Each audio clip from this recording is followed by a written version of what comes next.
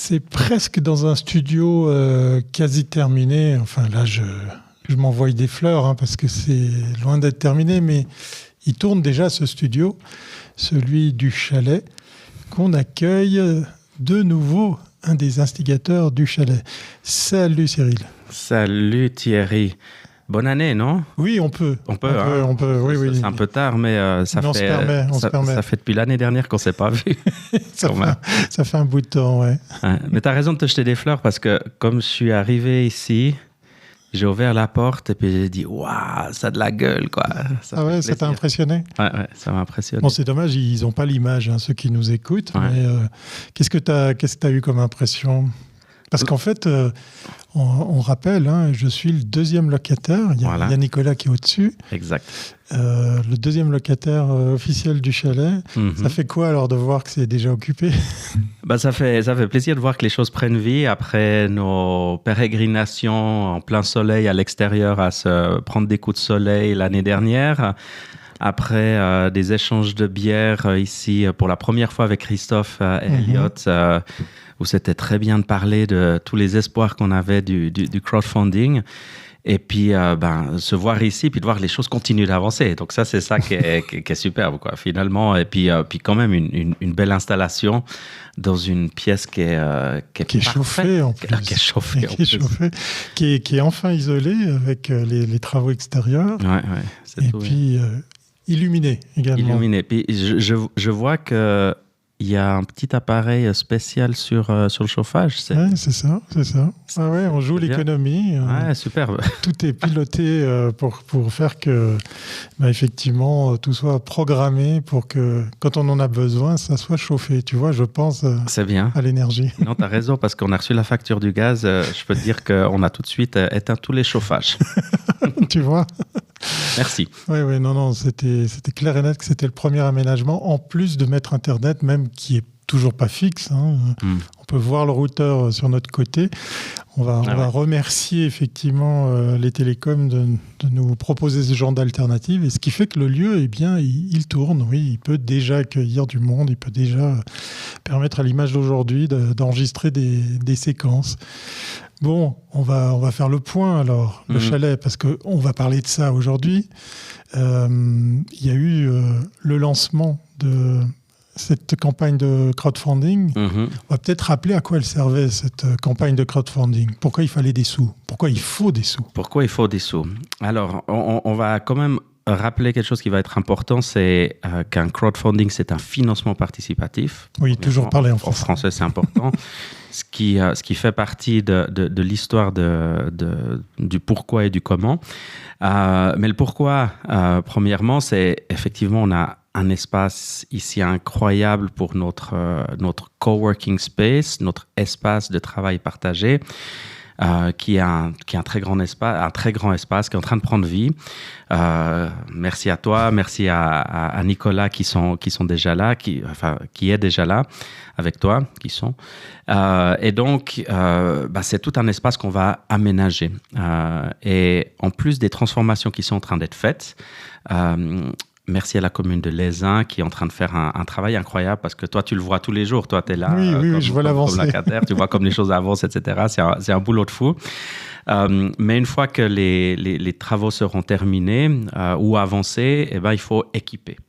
Il faut équiper ça avec des bureaux, et puis des bons bureaux, parce que si on vient travailler dans un espace de coworking, on veut être sûr que... Autant se faire plaisir, j'ai envie de dire. Quelque chose qui est mieux qu'à la maison quand même. Donc voilà, il faut équiper ça avec des bons bureaux, des bonnes chaises. Il faut avoir des salles de réunion qui sont bien équipées avec tout le matériel nécessaire et moderne, etc. Donc ça demande un investissement qui est quand même conséquent. Et notre objectif au départ avec le crowdfunding, le financement participatif, c'était effectivement de pouvoir avoir les fonds nécessaires ou collecter les fonds nécessaires pour équiper cet espace et le lancer. Parce qu'il y avait un deal, enfin il existe toujours avec la commune, c'est que ce lieu appartient à la commune de Lézin. Pour ceux qui avaient qui avaient loupé les précédents épisodes, on est à Lézin, dans le chalet. C'est le petit nom de ce lieu d'espace de coworking. Ex chalet de l'Entraide, pour ceux qui connaissent un peu la région. Et donc, la commune se retrouve à hériter de ce lieu. Il y a 5 ans qui se passent avec plus personne à l'intérieur. Vient le projet que vous initiez, que vous accompagnez de coworking. Et il y a un deal avec la commune, ce qui fait que, oui, comme tu le dis, je vois tous les jours des employés de la commune qui viennent travailler ici pour construire ce lieu. Alors, quelle est la part de participation de la commune versus ce qu'il faut trouver pour financer ?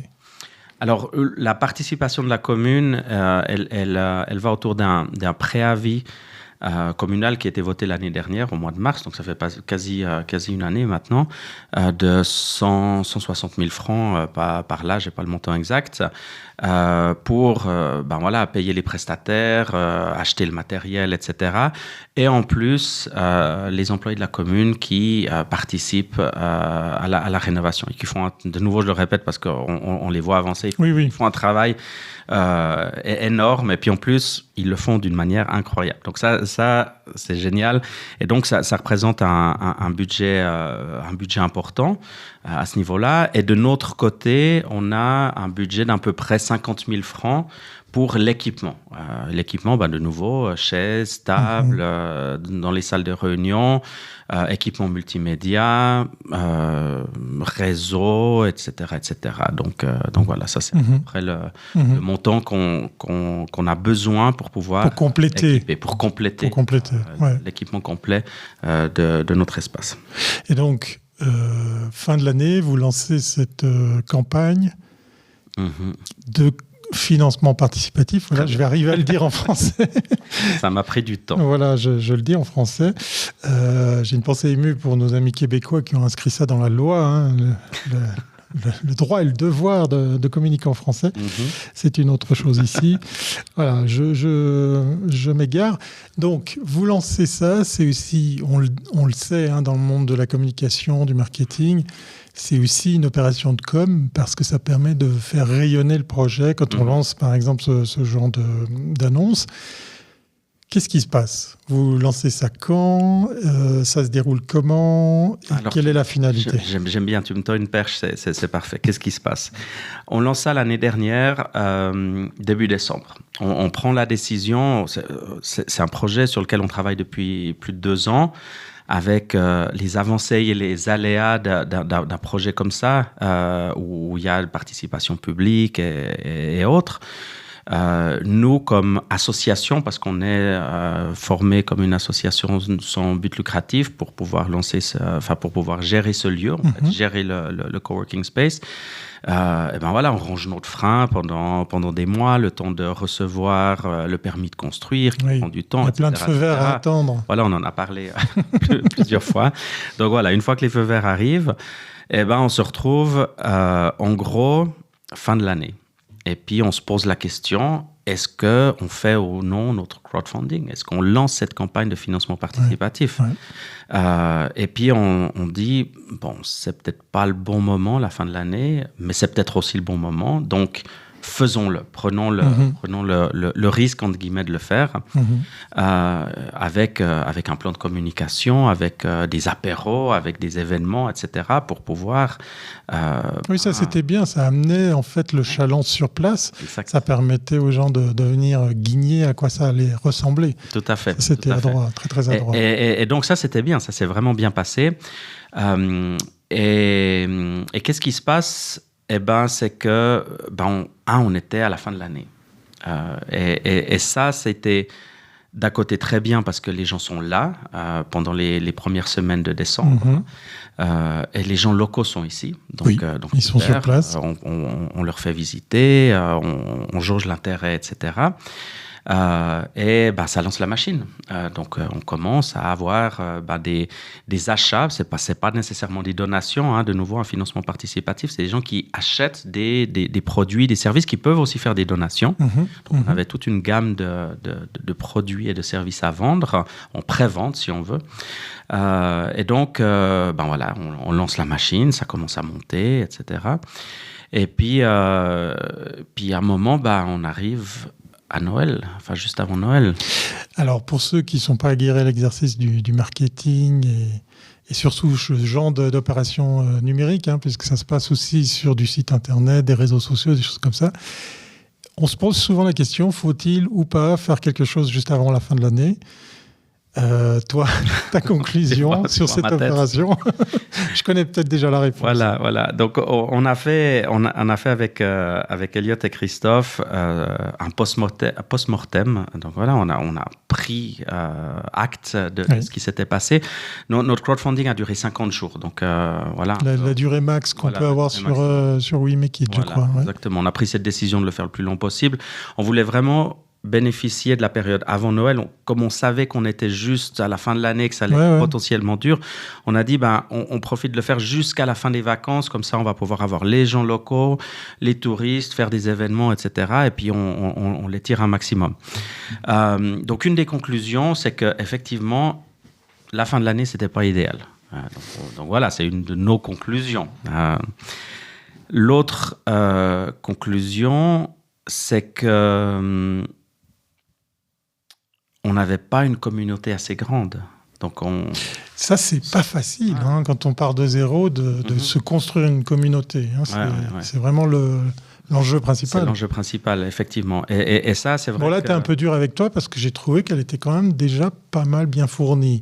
Oui, vous avez tous les locale. Voilà, vous avez tous les trois des bons réseaux locaux. Ça aide. Ça suffit pas, on est bien d'accord, mais ça permet quand même de sacrément amorcer la pompe. Et tu as mis en place un canal WhatsApp. Il y a peut-être du emailing marketing ou des choses comme ça. Il y avait déjà du potentiel, mais c'est quand même pas évident. Voilà, il faut... et je le mets en comparaison parce que une de mes anciennes entreprises qui s'appelle Mac Génération, alors c'est un tout autre domaine, site web qui existe depuis maintenant 25 ans et tout. Ils ont lancé à peu près en même temps leur crowdfunding. On parle de centaines de milliers de lecteurs, sinon de millions. Ils ont fait un crowdfunding qui leur a permis de casser la baraque réellement. Ils avaient comme nous, on ne s'est pas calqué sur eux, mais ils avaient 25 000 francs, c'était leur but. Et puis ils ont levé quasi 130 000 ou quelque chose comme ça. Ouais. Donc voilà, mais eux, ils avaient une communauté énorme, vraiment. Donc nous, on n'avait pas... Ça prend du temps. Ça prend du temps. Ça prend du temps de la créer. 25 ans. Donc nous, on avait une communauté locale qui a très bien répondu. Donc ça, c'était bien. Les gens qui avaient compris ce que c'était un coworking space, ce que c'était un crowdfunding. Les gens ont commencé à acheter, etc. Tu as vu une différence entre anglophones et francophones ? Parce que vous avez ces deux types de réseaux. Oui.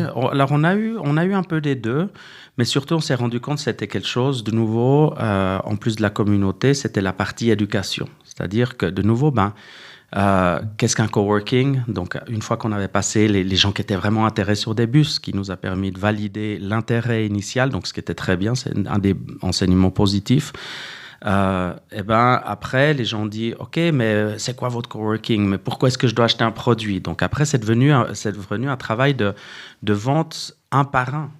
Il fallait s'approcher des gens, les éduquer, leur expliquer ce qu'on voulait faire, ce qu'on était en train de faire. Et puis après, ils ont dit « Ok, j'ai compris. Maintenant, je veux participer à votre truc, là, votre machin, votre financement, je ne sais pas quoi. Ouais, votre crowdfunding. Ok, alors, il faut aller sur le site web. » Il faut expliquer comment payer. Il faut expliquer comment payer, il faut mettre la carte de crédit, etc. Mais c'est sûr, la carte de crédit, il faut faire des achats. Tu es en Suisse, rassure-toi, ça va bien se passer.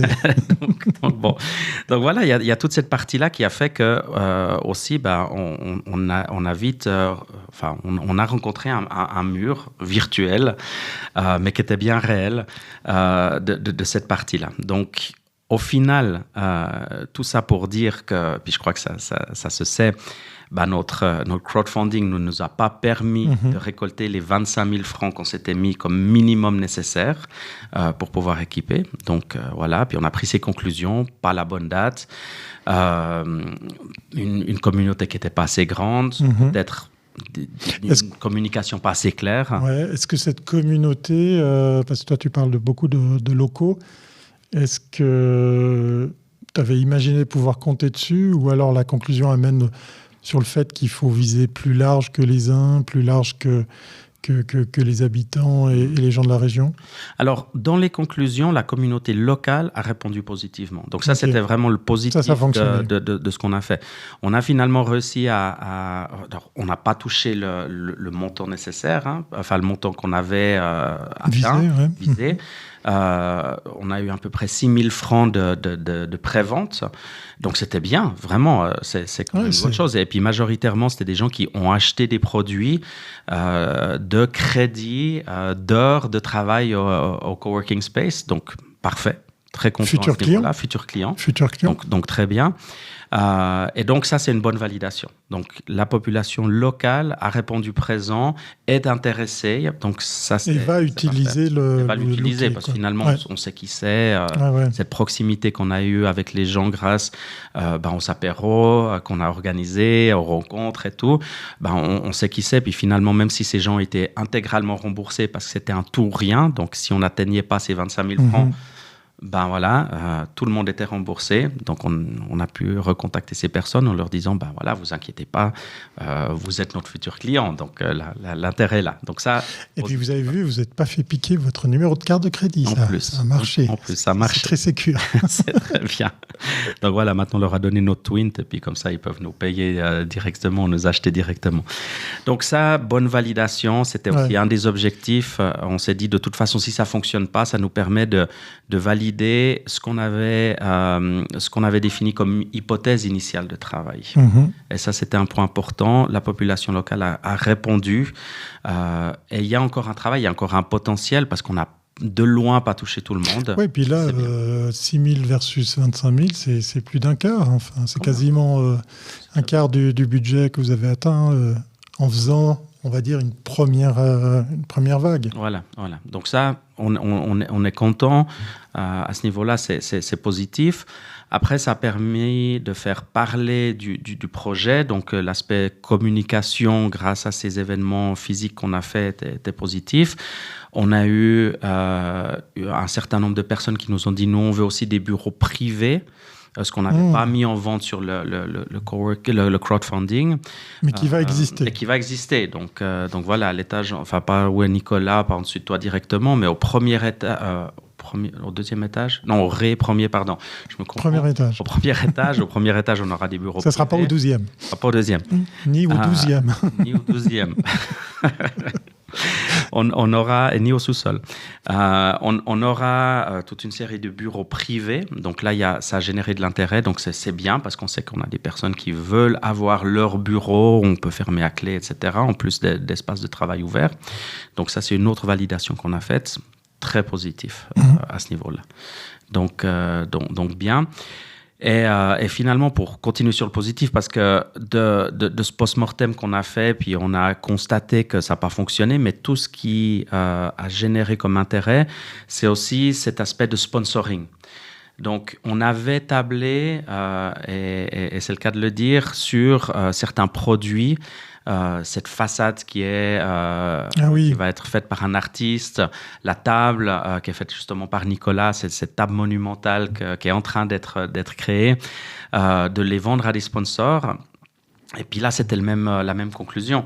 Les sponsors potentiels nous ont dit, on est intéressés, mais c'est la fin de l'année.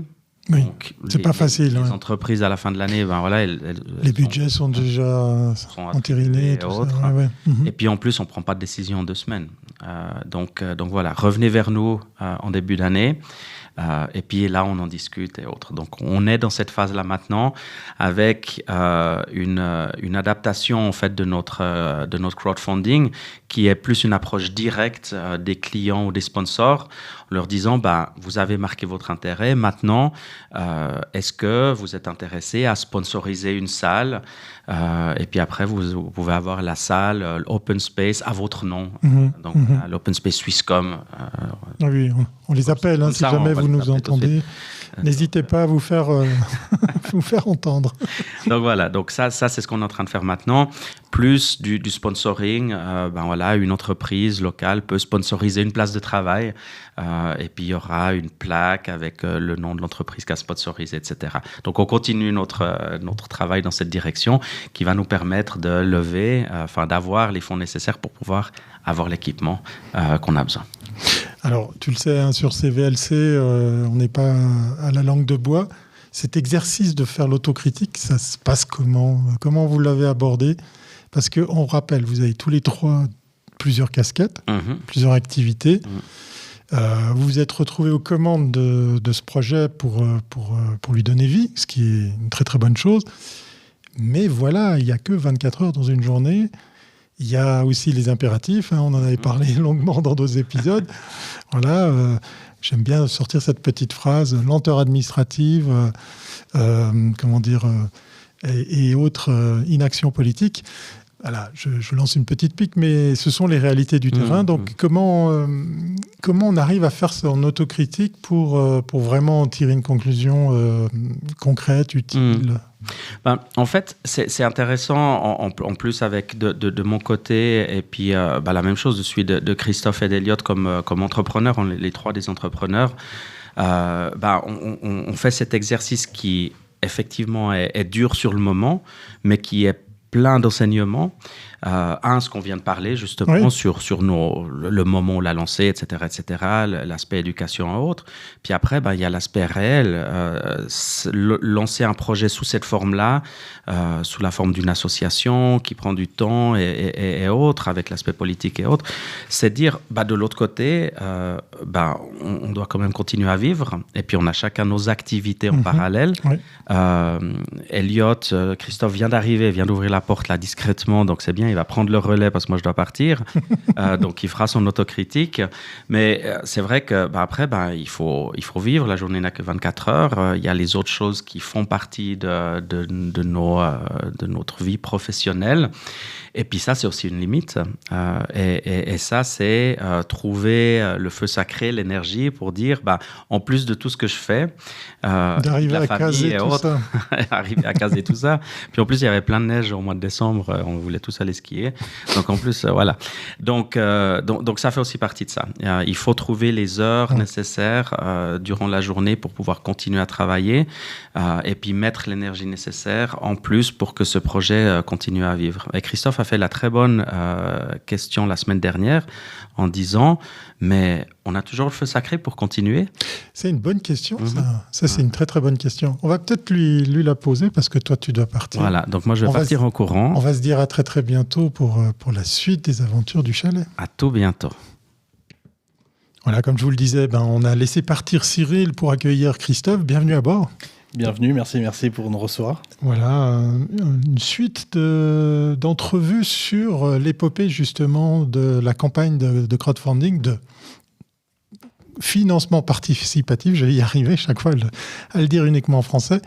Toi, ton point de vue justement, parce que tu as bien analysé ce qui a fonctionné, ce qui n'a pas fonctionné, on reste quand même positif dans le sens où là, ce qu'on a pu voir avec Cyril, c'est qu'on est presque au quart du budget initialement visé dans les choses positives. Il y a un écosystème, il y a un public qui se sent concerné par ce projet. Quels sont les points d'amélioration ? Qu'est-ce que toi, tu en retires de cette première salve sous forme justement de lancement de campagne de financement participatif ? Avant de se lancer, on avait fait un petit peu le contraire d'un post-mortem, on a fait un antemortem. Ok, il faut que tu m'expliques ce que c'est. Avec Cyril et puis avec Eliott, parce qu'en fait, on s'était dit, quel est le meilleur moment pour lancer ce crowdfunding, ce financement participatif ? Et en partie à cause de décalage dans le temps, dont on a fait l'expérience, que ça soit pour la construction, pour l'élection, pour l'arrivée de toute la paperasserie qui permettait de formellement débuter ça. Il y a tout qui a pris un peu de retard.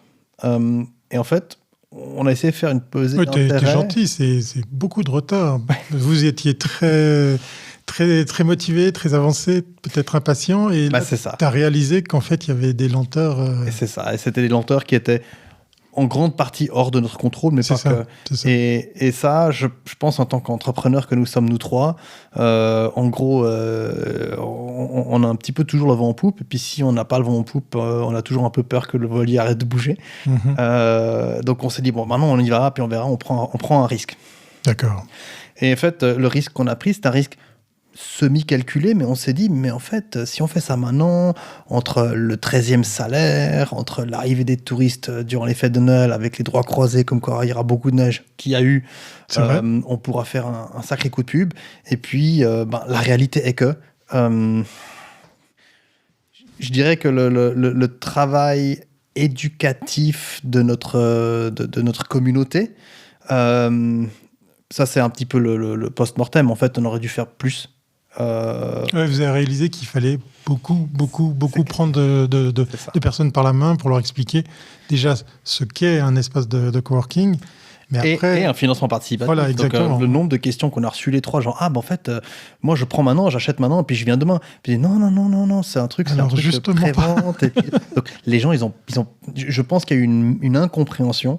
Je dirais une partie de l'incompréhension, elle est quand même due à l'endroit où nous sommes à l'Aisin. Si on était au centre de Lausanne, je pense que ça aurait été beaucoup plus clair parce que les gens ils ont plus l'habitude de ce genre de concept. Oui. Surtout que notre public cible à la base, c'était quand même les gens de l'Aisin qui cherchaient une place de travail sur le moyen voire le long terme par manque de bureaux ici à l'Aisin. Et puis c'est là qu'on a un petit peu, je dirais, on a beaucoup appris. Mais on a un peu quand même appris dans la douleur. Parce qu'on allait fleur au fusil, yam bam, zoupi boum, puis on y va. Puis la réalité est que ça a été lent, il n'y a pas eu les gens, mais c'est cool, c'est intéressant, on aime. Puis après, quand il faut mettre les sous-sous dans la poche, non. On verra quand ça sera. Donc, je dirais, on rentre dans une phase actuellement, c'est ce que Cyril a dit tout à l'heure. Moi, j'ai quand même posé la question. En anglais, le terme, c'est commitment review. Est-ce qu'on est encore prêt à s'engager dans ce projet? Parce que c'est vrai, en parallèle de tout ça, pour nous trois, nos activités principales, elles sont montées en flèche. Donc, il y a eu plein de difficultés qui, jusqu'à maintenant, on avait bien réussi à se complémentariser entre quand quelqu'un avait plus de choses à faire, les deux autres prenaient le relais, etc. Puis là, en fait, d'un coup, on a ramassé les trois des choses en même temps, qui aussi, nous a forcé un petit peu à mettre nos priorités où il le fallait, parce que, effectivement, pour le moment, le coworking de l'Aisin, c'est une activité annexe de style, c'est association à utilité. Et puis qui rapporte pas d'argent à l'État pour l'instant, parce que sans dévoiler tout ça, Cyril est revenu du Pérou. On s'était parlé justement à distance au tout début de la genèse de ce projet. Là, il se retrouve à enseigner. Notre ami Elliot qui déménage parce qu'il a grandi la brasserie. Et toi, je pense, des projets qui te tombent comme ça. C'est ça, c'est que moi, de mon côté, tout ce qui était coaching et puis le développement de l'entreprise a vraiment monté en flèche. Donc, tout ça, c'est bien. Mais un petit peu comme l'a dit Cyril tout à l'heure, il y a 24 heures dans une journée. Et puis Cyril, en tout cas, si je parle pour moi, c'est un petit dormeur par rapport à moi. Je ne fonctionne pas quand je n'ai pas suffisamment d'heures de sommeil dans la journée. Donc, il a fallu trouver un moment où il retrouver son équilibre. C'est ça. Et la question qu'on s'est posée la semaine passée, c'était l'idée de est-ce qu'on est encore engagé? Est-ce qu'on a encore notre feu sacré? Là, c'était revenu vraiment très positif pour nous trois. Et les engagements qu'on prend vis-à-vis de nous-mêmes, c'est-à-dire dans la phase actuelle, c'est plutôt chercher des partenaires d'entreprise, des partenariats en entreprise plutôt qu'en individuel, parce qu'avec ça, il y a le potentiel de dire qu'il y a moins... avec moins d'entreprises, on peut avoir un plus gros impact financier pour une régularité dans le business, etc. Et puis en fait, on a aussi un petit peu baissé les attentes vis-à-vis de nous-mêmes. C'est-à-dire qu'on s'est un peu tous rendu compte que peut-être qu'on prenne un petit peu moins d'engagement et puis qu'on les réussisse plutôt que de se dire qu'on va tout faire pour demain et puis on n'arrive pas à faire la moitié. Donc c'est un petit peu c'est remettre un petit peu l'église au milieu du village et puis de la construire une étape à la fois. Donc actuellement, on table quand même sur une croissance pas mal organique du projet, plutôt qu'une croissance du style exponentielle, etc., etc. Donc maintenant, les avancements du projet de rénovation vont bien, les prises de contact avec les sponsors potentiels, entreprises qui avaient été faites déjà avant Noël, bien aussi. Qui vous ont demandé de revenir plus tard parce qu'à la fin de l'année, les budgets sont clos, ils sont déjà investis, ils sont déjà posés. Exactement. Donc de ce point de vue-là. Et puis je dirais, il y a encore une autre dimension qui va en plus en parallèle du crowdfunding. C'est la plateforme qu'on avait choisie avait une limite dans la durée du temps. Idéalement, ça aurait été génial de pouvoir étendre ça, mais la plateforme, elle est conçue comme ça. Ce qui est antinomique, parce qu'on le sait, par exemple, pour avoir rencontré les gens de Indiegogo ou bien Kickstarter qui sont sur des projets plutôt tech ou des objets de tous les jours, c'est pas forcément de la tech, mais eux, ils nous disaient, si le projet démarre pas dans les premiers 5 ou 7 jours, le projet, il va pas décoller parce que, justement, c'est là que ça se passe et que l'enchaînement s'emballe. Parce que là, on s'adresse aussi à un public beaucoup plus large qu'un local ici à Lézin. Vous comptiez sur cette longue traîne pour faire que les gens, au fur et à mesure, comprennent qu'ils peuvent intervenir, qu'ils peuvent aider dans ce projet. Écoute, en tout cas pour moi, le financement participatif, c'était une première. Ok, tu as découvert. Donc j'ai découvert, je me suis un peu renseigné, et puis j'ai écouté ce que disaient les deux autres qui avaient plus d'expérience que moi. Au début, on a fait quand même beaucoup de travail de communication, des apéros, des présentations, des visites, etc., etc. Donc on a vraiment essayé de faire ce travail éducatif. La réalité est que plus on avançait dans le temps et avec les vacances entre deux, on s'est dit en fait il faudrait rallonger, non on arrive bientôt au bout, puis en fait la réalité est que quand on arrive en bout de course et puis qu'on devient peut-être un peu plus on respire le désespoir, on se dit en fait il faudrait qu'on rajoute encore un mois, ça serait génial. La réalité est que je pense que le train était déjà sorti de la gare depuis un moment. Oui, ça ne changera plus la donne. Donc là, maintenant, on repart quand même avec une certaine sérénité. C'est pas l'énergie du désespoir sur les derniers jours du crowdfunding. On a vraiment encore essayé de pousser, de tirer, etc. Puis là, en fait, on a quand même atterri. Et puis, on reprend tout ça. Alors, cette fameuse question, vous avez répondu quoi tous les trois ? On a accueilli la Cyril tout à l'heure. Toi, tu es derrière le micro. On aura peut-être ce soir notre ami aussi, Elliot. Est-ce que vous avez toujours le feu sacré pour ce projet ? Oui, ça c'est sûr. Mais, et c'est un mais que j'ai déjà expliqué, mais il faut prendre ça à la vitesse où ça va. Okay. Et à la vitesse et l'énergie à laquelle on peut donner au projet. Okay. Et puis cette énergie-là, chacun ressort un peu quand même de leur phase de haute activité. Et je pense là principalement à Elliot parce qu'il a déménagé. Mais bon, la pression, elle reste parce que maintenant, il a 2 fois plus de bière à produire. C'est qu'à le dire, la pression, la bière. Voilà, donc non, mais je dirais, on reprend ça, mais on reprend ça avec peut-être un peu plus de sérénité et un peu plus de calme.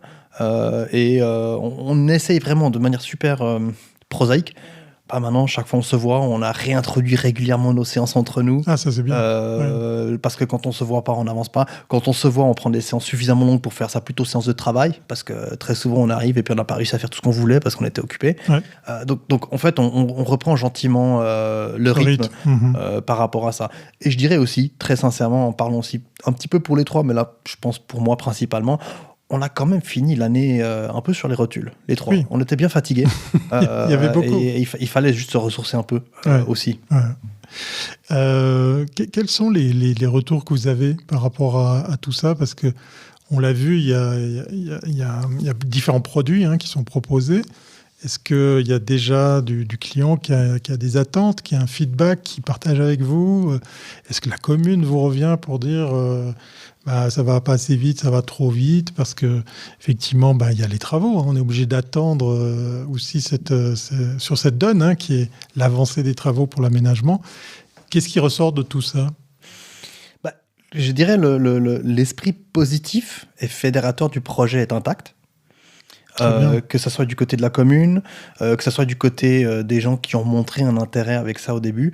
Maintenant, on entre un peu plus dans la phase de négociation, entre guillemets, où les gens ils disent « Ouais, moi j'aimerais bien contribuer, mais est-ce que ce prix-là irait ou pas ?» Donc en fait, on est en train d'essayer de trouver la ligne de crête. D'accord. Entre la réflexion qu'on s'est faite au début et l'analyse qu'on a faite, qui était quand même assez approfondie et poussée par rapport aux frais et aux coûts de coworking space dans toute la région, même dans les coworking space au niveau mondial, et la réalité du terrain, et le fait qu'on aimerait quand même ouvrir nos portes avec les premières personnes qui viennent, qui attendent derrière la porte quand on ouvre. Donc cette espèce de ligne de crête où on reste quand même un peu flexible et créatif dans la phase où on est maintenant, pour être sûr que quand on ouvre nos portes et que les rénovations sont terminées, que les gens sont déjà là et puis qu'on puisse gentiment remplir cet espace qui reste super attractif pour beaucoup de gens. Oui, bien sûr.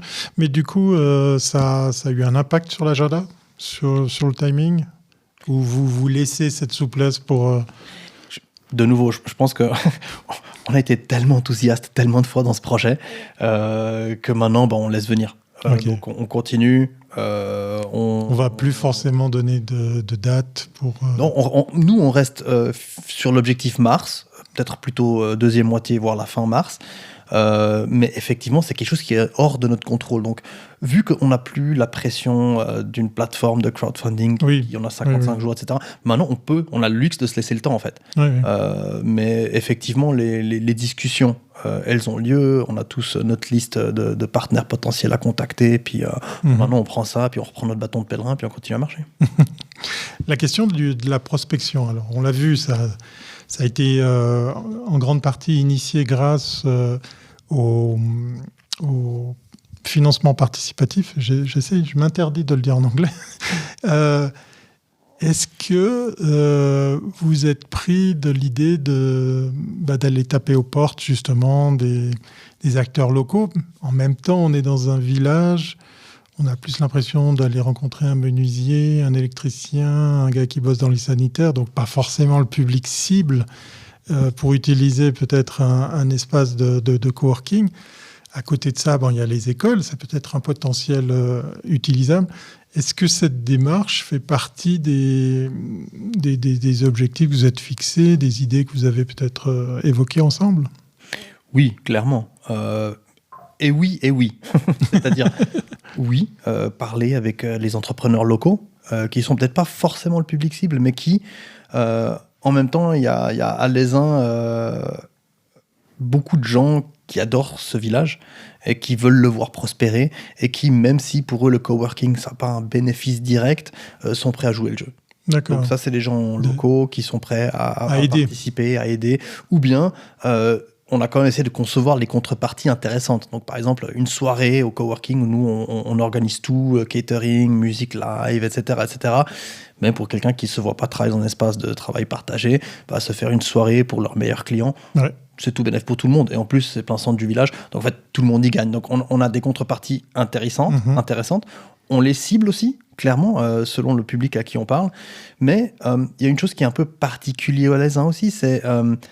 Lézin est plus... le rayonnement de Lézin va au-delà de ses frontières communales. Donc de se dire, de parler avec des gens qui ont un intérêt, ou des entreprises qui ont une connexion avec le village ou qui veulent se profiler dans le village, ça on le voit aussi. Un exemple tout bête, les télécabines. Chaque cabine commence à avoir une pub dessus, que ça soit Café La Semeuse ou que ça soit support Badou, publicitaire, etc. Donc en fait, il y a des gens qui ont montré de l'intérêt pour les uns, qui croient dans le potentiel et la visibilité que les uns peuvent leur offrir.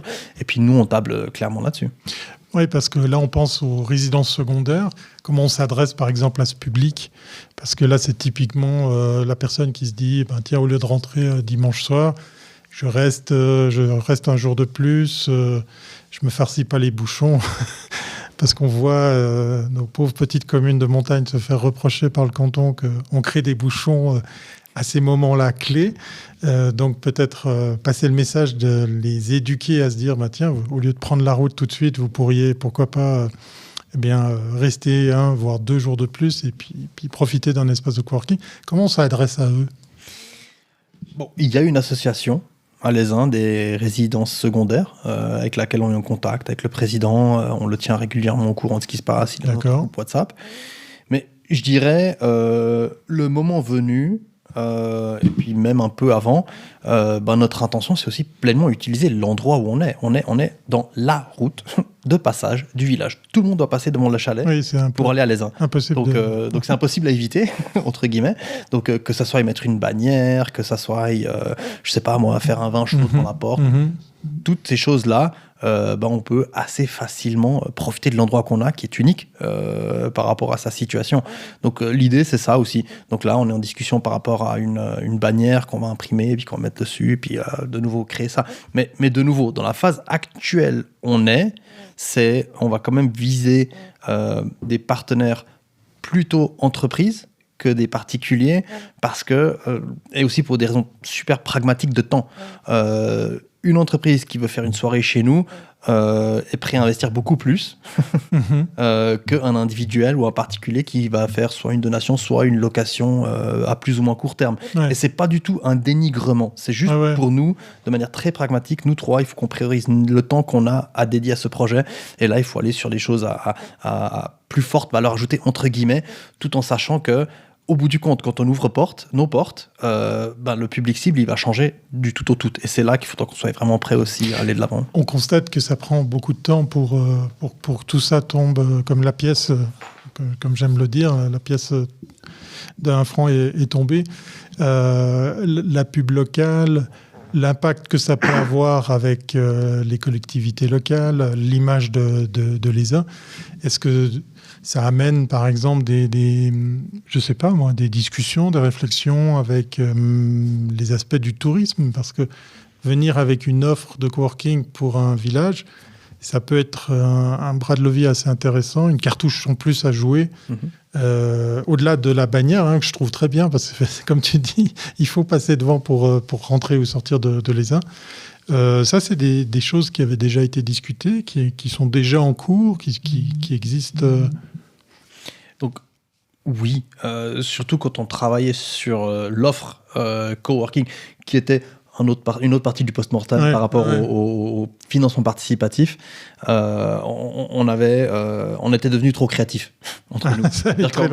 On avait créé beaucoup trop de potentiel de collaboration ou de participation pour les gens qui, quand il y a trop de choix, il y a toujours un petit peu une résistance à choisir une des options quand il y en a trop. Trop de choix tue le choix. Exactement.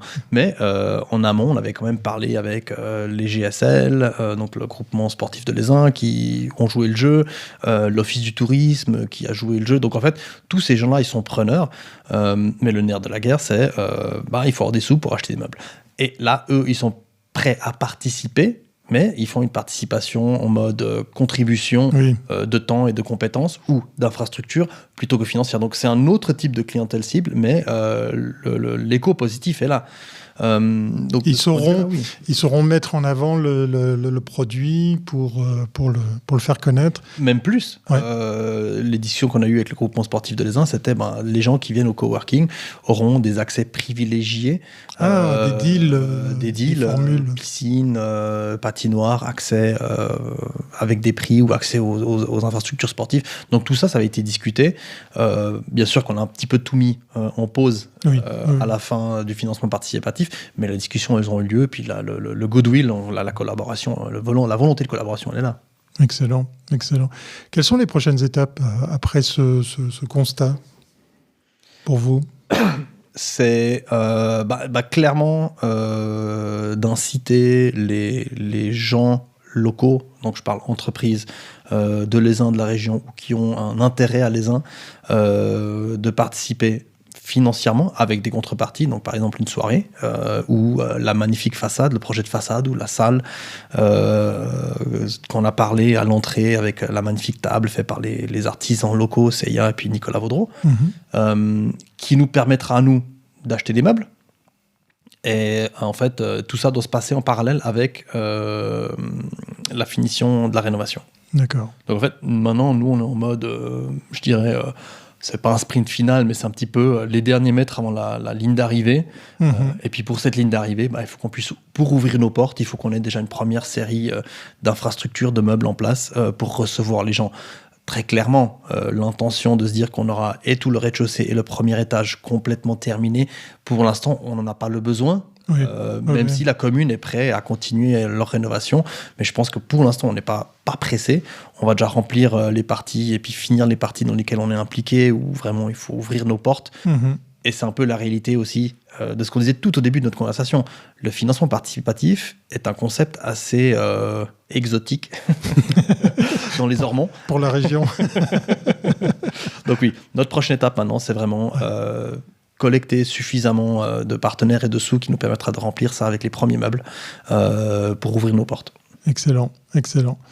À défaut d'entendre le troisième participant, notre ami Elliot, qui, pour rappel, chers auditeurs, est peut-être sur le chemin ou peut-être pas du tout, parce que, comme Christophe, comme Cyril, vous avez des activités professionnelles à gérer. On va peut-être finir sur cette note-là, de se dire, plus on en parle, plus ça va servir. Je pense. Exactement. Et puis, de nouveau, le principe fédérateur, et tu parlais de tourisme tout à l'heure, tourisme 4 saisons, les gens qui veulent éviter les bouchons, tous ces bénéfices-là, ils sont clairs et objectifs, mais en même temps, je crois que c'est Saint Thomas qui était celui qui doutait, Doubting Tom en anglais. Les gens viendront quand on a ouvert nos portes. Oui, ça, c'est jugé sur pièce. Voilà, c'est jugé sur pièce, exactement, c'est ça. Donc maintenant, on va continuer à faire nos petits bouts de chemin.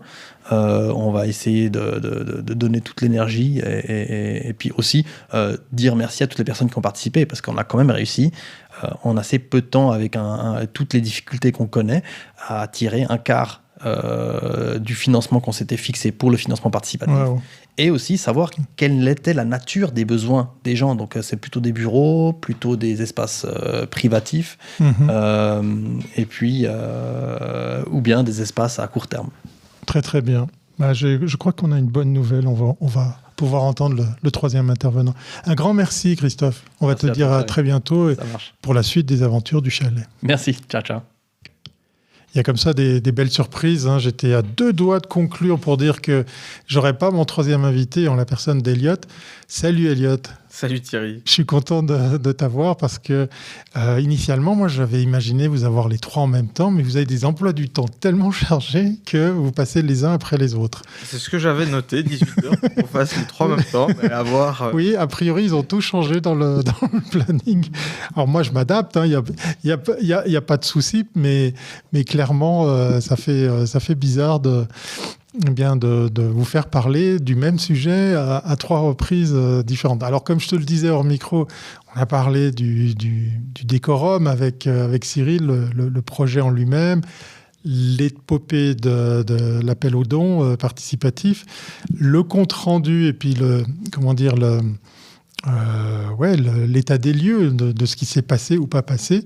Et puis maintenant de la suite, parce qu'on en a un petit peu évoqué avec Christophe, mais je vais peut-être t'aider pour enchaîner. Est-ce que tu as toujours le feu sacré sur ce projet ? Toujours le feu sacré, bien sûr. Toujours convaincu que c'est un projet que les uns ont besoin, désespérément. Pas désespérément, mais en grande nécessité. Alors la suite, les travaux continuent réalisés par la commune. Ça avance au rythme des tombées de neige. Et notre volonté, c'est quand même ouvrir, en tout cas le premier semestre de l'année, pour accueillir nos premiers clients. Les premiers locataires. Tu parles d'une nécessité. Ça a été une évidence pour vous de se dire que ce chalet pouvait être un espace de coworking qu'on peut louer, qui permet aux gens de travailler ailleurs que sur le bord de la cuisine, de la table de la cuisine ? On s'est prêché un convaincu, mais... Le crowdfunding a encore renforcé l'idée qu'il y avait besoin, il y avait de la demande. D'ailleurs, les gens étaient tellement emballés qu'ils pensaient que c'était déjà ouvert, alors que ce n'était pas le cas. Mais depuis qu'on a lancé le projet, régulièrement, je croise des gens dans la rue en disant « Ah, c'est cool, c'est quelque chose que le village a besoin, moi j'en ai besoin », enfin, divers commentaires comme ça. On a évoqué avec Christophe l'interaction qu'il peut avoir avec les collectivités locales. Moi, j'ai pensé tout de suite à l'office de tourisme, parce que ça fait une cartouche en plus pour eux, pour mettre en avant les uns. On reparle tout le temps de cet exemple du couple, du monsieur qui vient skier puis qui va peut-être pas rentrer dimanche soir. Ça aussi, c'est évident après cette espèce de campagne de communication, de recherche de fonds, de vulgarisation parce qu'il fallait expliquer tout ça pendant ces events. T'as senti ça ? Oui, j'ai senti ça dans mon domaine professionnel aussi. Alors moins avec la brasserie parce que généralement on parle plus à des restaurateurs qui ont déjà leur lieu, mais en réseautage, il y a beaucoup de mes co-membres réseauteurs qui cherchent des endroits pour faire des formations, pour faire des retraites le week-end. Et puis les uns s'y prêtent merveilleusement bien puisque c'est très proche de tout, mais c'est quand même en montagne, c'est quand même bien connecté, bien équipé entre matériel sportif et puis les autres services. Donc ça sera déjà un marché confirmé, les formations, les retraites, les coachings, pour pouvoir travailler et se connecter en nature aussi. Comment on fait pour s'adresser à ce public justement qui est en dehors ? Parce qu'on a vu, un des points positifs de votre compte-rendu, c'est que les gens se sentent investis, ils veulent que ça marche. Mais comment on fait pour que... Je sais pas, un chef d'entreprise se dise, on fait un week-end de travail, on fait une retraite, on fait un truc et on se pose ici. Eux, ils le font déjà. Maintenant, c'est juste leur montrer qu'il y a un nouveau projet, un nouveau lieu, une nouvelle offre. Et puis ça, c'est en parler autour de nous, c'est faire de la pub et puis agrandir le réseau pour faire connaître ce projet. Mais c'est plus facile quand c'est ouvert que quand c'est en construction. Quand l'objet existe. Ouais. Voilà. Comment on fait quand on est chef d'entreprise pour arriver à gérer tout ça en même temps ? Parce que vous avez tous les trois fini l'année sur les genoux avec une saison très très très occupée. Pour revenir à toi spécialement, tu as déménagé la brasserie des Vagabonds. C'est pas une mince affaire. Déménager la brasserie des Vagabonds en pleine saison, haute saison. Avec des clients qui attendent. Avec des clients qui attendent et sans interruption de production. Et ça, je dois le noter. Wow. On a réussi à juste avoir 1 ou 2 semaines de rupture de stock sur une référence. Ah ouais. Et tout le reste tourne. Comment on fait ? Il faut prendre le temps là où il est. Il faut être flexible, donc ça veut aussi dire pas forcément attendre d'avoir une séance pour travailler dessus. Et puis bien être rigoureux dans le partage des tâches et puis le suivi, surtout la communication entre l'équipe. Comment tu fais, toi, personnellement ? Parce que je te pose la question parce que toi, tu as, 15 000 casquettes. Je sais que tu te lèves très tôt tous les mercredis matins. Tu dois effectivement vendre et présenter ta marchandise, en l'occurrence aux restaurateurs, au point de vente. Et maintenant, il vient se greffer ce projet. Tu fais de la politique. Je me lève plus tôt. C'est plus que le mercredi matin. Non, c'est tous les jours. Ah oui. ça a rogné sur les heures de sommeil. Non, ça va. Tu tiens le coup. J'ai pris le rythme. Ouais. Franchement, j'ai pas de recette miracle. Faut avoir la passion de le faire et puis trouver le temps là où il est. Ouais. Moi, c'est un moteur. Ça a toujours été de créer des choses et puis les voir grandir. Donc... tant que j'ai ça, j'arrive à m'y mettre. Ouais. J'ai l'impression que depuis que je te connais, t'arrêtes pas de rajouter des trucs sur ce côté complètement fou de l'entrepreneuriat, de l'entrepreneur qui se lance. Le projet du coworking, toi, c'était une évidence. Le projet du coworking, c'était une évidence. C'était une volonté aussi. C'était une idée que j'avais eue dans mon encore parcours d'informaticien. Puis j'en ai côtoyé. Puis l'ambiance dans un coworking, pour les gens qui en ont jamais fait, c'est dur de savoir. Mais une fois qu'on est dedans, qu'on travaille quelques mois dans un coworking, il y a une ambiance qui se crée, il y a des rencontres qui se créent. Et de revoir cette dynamique dans les uns, je trouvais que ça collait bien. Une synergie avec d'autres personnes, d'avoir un vent frais comme ça pour... Voilà, et avoir un lieu où les gens peuvent se dire « Ok, je viens pour travailler, mais c'est aussi pour rencontrer des gens et puis pour s'intermotiver entre nous. » Je pense que c'est quelque chose qui fonctionne dans une vie de village, mais il faut un lieu pour le matérialiser. Et c'était une bonne chose que ça se fasse. Je sais que je me répète, mais c'est un des rares endroits où tu peux parler avec ton collègue d'à côté sans que ça soit compromettant pour toi, parce qu'il n'est pas forcément dans la même boîte que toi. Ouais, voilà, c'est ça. Tu bosses ici. Et si tu veux pas le voir, tu peux aller plus loin. Tu changes de table. Exactement. Ça veut dire que tu vas te remettre à la programmation ? Je touche encore. Ah ouais ? C'est un de mes objectifs quand même, c'est de pas perdre la main. Ok. Heureusement, j'ai suffisamment de projets pour ne pas perdre la main. Là, je suis notamment en train de refaire le RP de la brasserie en entier. Ah oui. Parce que je trouve pas de solution adéquate pour les brasseurs. Donc du coup, tu fais ça sur mesure. Du coup, je fais ça sur mesure, voilà. Rien que ça, d'accord. L'intelligence artificielle, ça donne un coup de main, là ? Ça aide ? Ouais, alors j'ai réussi à le pousser dans ses retranchements, mais ça aide, ouais. Ouais. Sur deux, trois petites tâches, ça permet de se reposer sur quelqu'un et sans devoir trop réfléchir à les faire. Quel regard tu as là-dessus ? Parce que moi, je sors d'un week-end où je viens de développer un soft, je suis très content. Je ne suis pas codeur et je vois plein de solutions qu'on peut faire tourner en local. C'est complètement fou. C'est complètement fou ce qu'on arrive à faire. Oui. Alors l'industrie, elle se déplaçait déjà là-dedans. Avant l'intelligence artificielle, quand j'étais encore dedans. Donc, j'ai décroché 2022. C'était un peu les prémices. Il y a déjà beaucoup de solutions low-code ou no-code qui sont rentrées sur le marché. Donc des solutions qui permettent à des gens qui ne s'y connaissent pas forcément, pas ou peu en programmation, de faire une application. L'intelligence artificielle, c'est un outil en plus. Oui. L'idée, c'est de baisser la barrière du langage, pas forcément devoir apprendre un langage de programmation pour faire un outil, mais utiliser un outil comme l'intelligence artificielle pour créer avec le langage qu'on sait déjà. Donc, de toute façon, elle est là, elle va rester, elle va pas disparaître. Il faut s'adapter. Il faut vivre avec. Les personnes qui vont réussir, c'est les personnes qui ont compris ça. Ouais. Il faut vivre avec parce qu'effectivement, ça va pas, comme tu dis, disparaître. Donc là, à l'échelle, par exemple, du coworking, c'est des choses auxquelles tu as pensé. Là, j'entends, par exemple, de gérer un espace de coworking, même si il nous vient en tête des solutions comme Cobot, comme les solutions de porte, d'ouverture, de fermeture. Est-ce que ça va aller plus loin ? On peut aller plus loin ? Tu as envie d'aller plus loin sur... Je crois qu'on n'en a pas encore totalement parlé. Vu qu'on est en mode financement et puis on est en mode lancement, c'est vrai qu'on n'a pas eu de grosses sessions. Comment ça va se passer à l'opérationnel une fois qu'on aura ouvert ? Oui, et puis il faut budgéter tout ça aussi. Voilà. Mais je pense, connaissant Cyril et Christophe, qui sont aussi pas mal avant-gardistes là-dedans, notamment Cyril,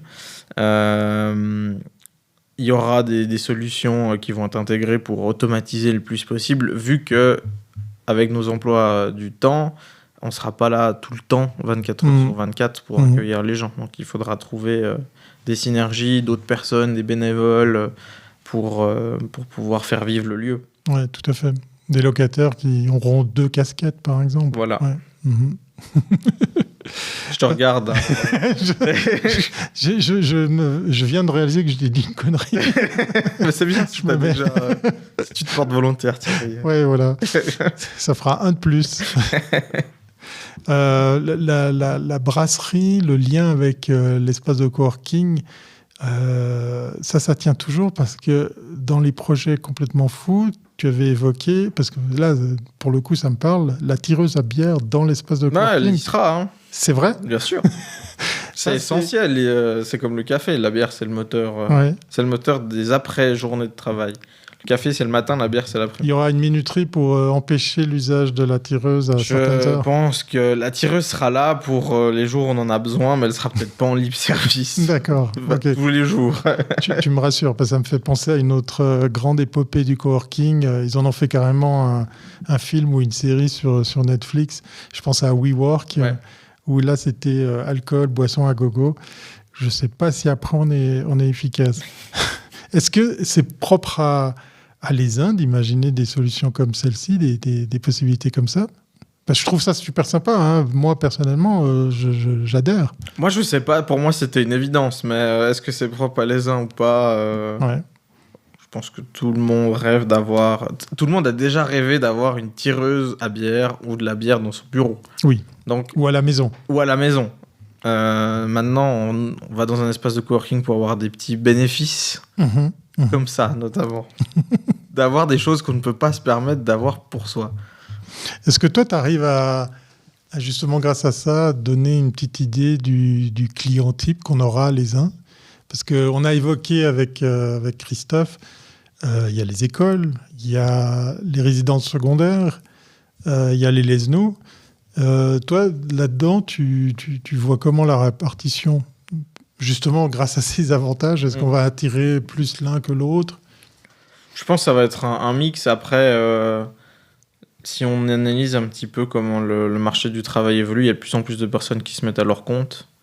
Et c'est là, pour moi, le gros du marché cible, en plus même ils font partie des touristes, mais ça donnait la possibilité à quelqu'un qui veut venir visiter les uns, passer un peu de temps, de pouvoir travailler et de ne pas pouvoir se déconnecter de son activité indépendante ou activité annexe ou même activité salariale, mais en pas LibreOffice, en remote.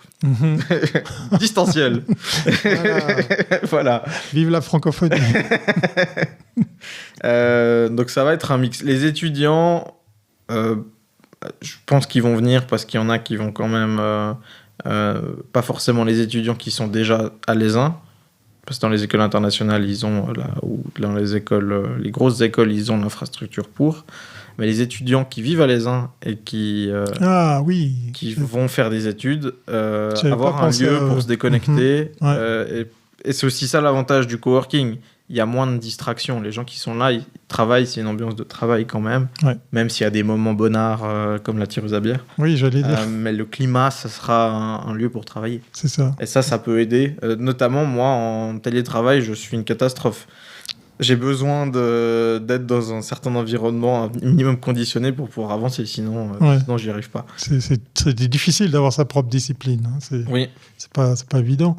Et moi, je pensais aux écoles internationales qui sont là, elles ont toutes les infrastructures, mais peut-être que malgré tout, on verra des étudiants se dire changeons quand même d'air pour venir ici. Je dis pas qu'ils vont pas venir, hein, mais oui, ils peuvent aussi venir pour avoir le côté je veux rencontrer d'autres personnes, des gens de l'ESIN, je veux m'intégrer un peu plus, donc je vais aller dans un autre lieu.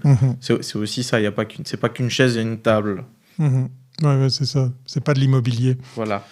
Je te repose quand même la question, parce que je l'ai posée à tes deux collègues. Comment tu as ressenti, tu as accueilli cet état des lieux, cette campagne? Qu'est-ce que toi, t'en as tiré comme conclusion? On a évoqué les dates, Noël, la fin de l'année, la durée de la campagne. Toi, t'en retires quoi? On devait le faire parce que on voulait avancer dans notre calendrier. Est-ce que c'était précipité ou pas? On peut se poser la question. Mais c'était quand même une expérience, ça nous a permis de tester le marché. On a quand même eu un bon soutien parmi les gens. Après, comme tout travail de communication et puis de marketing, on commençait vraiment à zéro. C'est pas comme si on avait déjà une clientèle, déjà un espace de coworking qui fonctionne et puis qu'on avait besoin de faire quelque chose de plus. C'est de démarrer un projet et c'était aussi démarrer la clientèle. Maintenant, les dates, c'est dur de parler, de communiquer avec des gens avec un nouveau message quand ils sont déjà submergés de messages. Mais pour moi, c'est pas un échec. On a appris, ça nous montre qu'il fallait peut-être faire différemment, et puis c'est juste un retard sur le projet, mais de toute façon, ça va se faire. Ouais, ok. Toi, tu es super positif. D'ailleurs, dans le même laps de temps, toi, tu as lancé ton offre de bière à vie, si j'utilise les bons termes. Oui. Et ça a bien marché aussi. La bière à vie, ouais, ça a bien marché aussi. D'ailleurs, ça sera prolongé durant l'année 2025. Ok.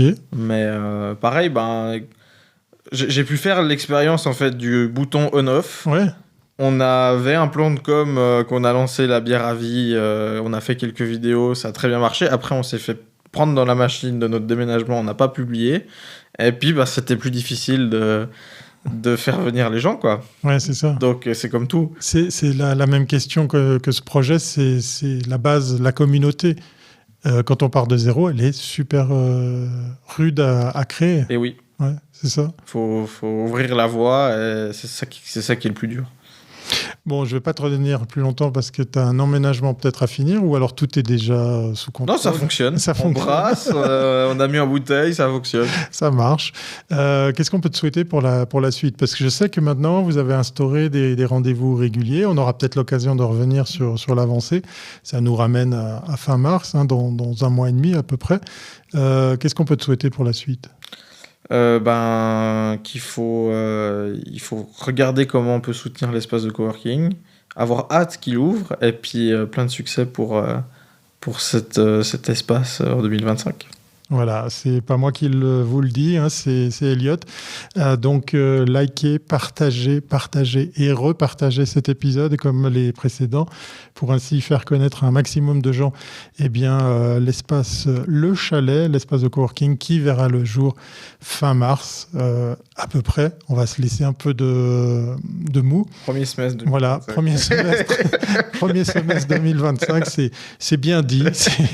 Mais entre-temps, vous avez le droit de vous abonner aux réseaux sociaux du chalet, vous avez le droit de suivre l'actualité et pourquoi pas préparer un petit budget pour prévoir d'être un futur locataire et pourquoi pas les entreprises, on en a parlé longuement aussi avec Christophe, investir pour aider cette initiative qui va servir à tout le monde en fait, puisque ce sera aussi un lieu dans lequel, pourquoi pas, on fera connaissance avec justement d'autres acteurs de l'ESA. Voilà, c'était un épisode de CVLC. On a eu la chance d'avoir les 3 initiants du projet Le Chalet, certes les uns après les autres, mais je suis content, j'ai fait mon petit épisode que je vous souhaite de partager. Allez, je vous dis à très bientôt. Salut Elliot. Ciao Thierry, au revoir tout le monde. Et à très bientôt.